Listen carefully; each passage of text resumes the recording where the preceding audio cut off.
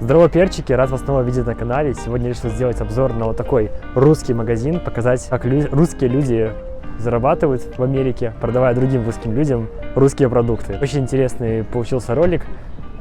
Приятного просмотра. В этом видео вы узнаете, сколько стоят русские продукты в США, поэтому заваривайте чай, ставьте лайк и подписывайтесь.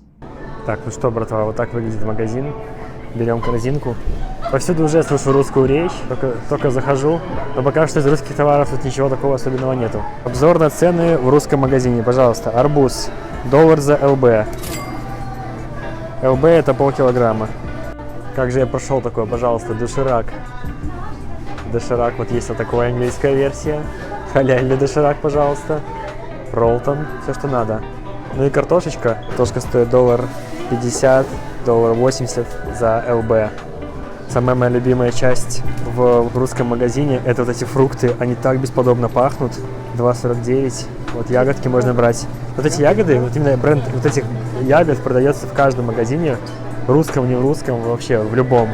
Не знаю, почему так происходит, но как будто бы других брендов ягод нету. Калифорния Оранж, $9. Виноградик, $3.59, какой-то огромный виноград. Соки тоже вообще, любой выбор соков. Я пробовал вот такой вот сок с морковкой. Честно говоря, не очень вкусный.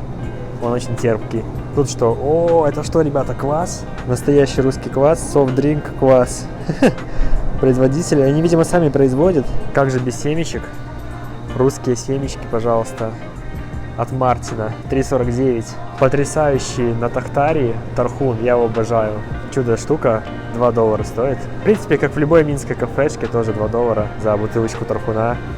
Пиво, пожалуйста. Самая большая проблема здесь, ребята, это купить ограниченное количество напитков. Что пиво, что газировка вечно продается в огромных банках. Вот именно в русском магазине вы можете найти маленькие баночки. Потому что у нас есть привычка у русскоязычных покупать там одну баночку себе и все. А здесь часто очень продают просто пакетами здоровыми или вот бочками. Зефир. Мне интересно, есть ли белорусский зефир? Ну, пока не вижу белорусского зефира. Такие наши классические пироженки, барни. Блин, вообще, я пришел вам снимать русский магазин. Не знаю зачем, вы, наверное, и так все это видите, но просто когда ты долго живешь в Штатах, это уже прям в диковинку становится, просто интересно. О, вот она, коммунарка, Спартак и коммунарка вместе. Все, родина, прям родиной пахнет. $7. С специальной карточкой у вас будет шоколад коммунарка. Видите, можно особо и не уезжать никуда. Ну, то есть физически ты перемещаешься в Штаты, но ментально люди застревают здесь, они до сих пор покупают те же продукты привычные, разговаривают на том же языке, у них плюс-минус тот же круг знакомств. О, зато здесь нутелла, как у нас, наверное, по стоимости. Насколько я помню, в Минске нутелла $5-6 точно стоит. О, сгущенка. Где же наша классическая сгущенка? Белорусы знают, что самая классная сгущенка — это сгущенка из глубокого. А, ну вот, есть рогачевская. Рогачевская тоже супер вообще. Рогачевская сгущеночка. Сколько она здесь стоит? $4, пожалуйста. Посмотрите, сколько варенье стоит. $9, это вы не ценили. А ну вот есть какие-то еще закатки, да? $2.49. Но это так себе варенье. За маленькую баночку. Нам бабушка бесплатно делает, а мы не ценим. А вот, оказывается, здесь это бешеных денег стоит. Вот, пожалуйста, если вы вдруг соскучились по старым чайникам советским, за $40 можно купить чайник с петушком. Давайте посмотрим на молочку. Молочный продукт сразу вижу белорусское. Вот, пожалуйста, Брест-Литовск, $5. Вот это масло прям сильное. За $3.30. О! Огурцы, пожалуйста, $5. Ну, с налогами будет около пятерки. То есть никогда не верьте ценам в магазине в США. Вот эти цены — это не последняя цена. Вам на кассе больше выставят. Я до сих пор не могу привыкнуть, что я покупаю продукты вот так на глаз. Накидал себе просто в корзину.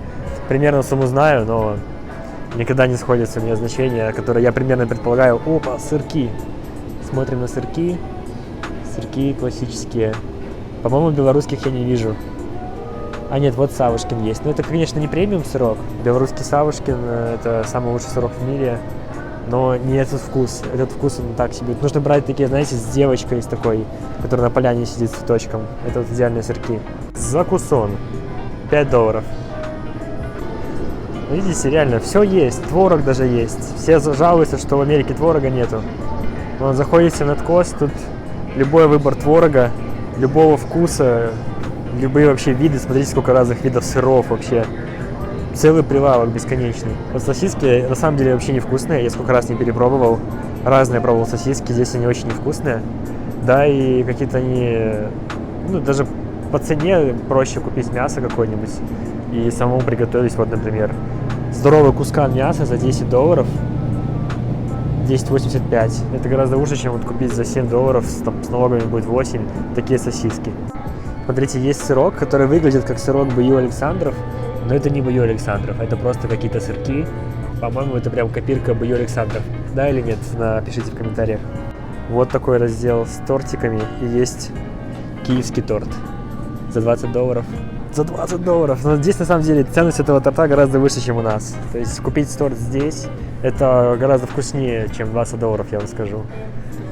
Даже если у нас он стоит на родине $10, то в Беларуси кушать киевский торт, ну не это самое, реально, не так вкусно, как здесь его уплетать вообще. Всю жизнь хотел попробовать чак-чак, на самом деле ни разу не пробовал. Здесь он стоит $8, 7,40, ну там с налогами 8 будет стоить. Поэтому кладем в корзину рядом с туалетной бумагой. Смотрите, какой интересный раздел тут с всякой едой. Даже есть вот мясо. Так, цены. А вот, $9 за ЛБ. Пожалуйста. Ой, вкуснятина, реально. Я, кстати, рассчитывал, что гораздо выгоднее просто покупать готовую еду. Она, в принципе, стоит не сильно дороже, чем сырая еда. Но ты будешь экономить на времени. То есть я уже час поработаю, посижу, заработаю гораздо больше, чем буду час стоять, готовить эту еду. Вот оливье. Кайф. Ну, салатики вроде бы дешевле здесь стоят. Да, салатики вон, я вижу, 7,50 стоят. Все есть, реально, все есть. Пойдем еще посмотрим на солености. Вот, пожалуйста, солености. Фу, это что, арбузы? Я обнаружил, что есть даже селедочка Матиас. Но я думаю, в следующий раз ее возьмем, потому что у меня уже есть капустка. Одно с другим мешать нельзя. Я решил взять капустку вместо оливье, потому что в Америке нужно, ребята, следить за фигурой. Стоим в очереди, чилим. Очередь вообще примерно 5 человек, но я уже был несколько раз в разных надкостах. Всегда очередь по 5-6 человек, но она быстро рассасывается, и на кассе разговаривают на русском языке. Смотрите, какая гениальная идея размещать просто в русских магазинах русскую рекламу. Тоже люди собираются, которые на русском разговаривают. Ну вот и все, потратил около $20, уже вышел с магазина. Знаете, когда я хожу в русские магазины, во мне борются две такие мысли. Первое — это, блин, Андрей, ты же приехал в Штаты, тебе нужно максимально интегрироваться в общество и как бы ходить в американские магазины, общаться с американцами, думать как американец, говорить на английском языке. Другая часть, другая сущность говорит мне, что я не могу есть эти американские продукты, реально. Я захожу в какой-нибудь Target, есть тут Walgreens, не знаю, куда угодно, в любой магазин, мне невкусно. Я заставлял себя, пытался готовить.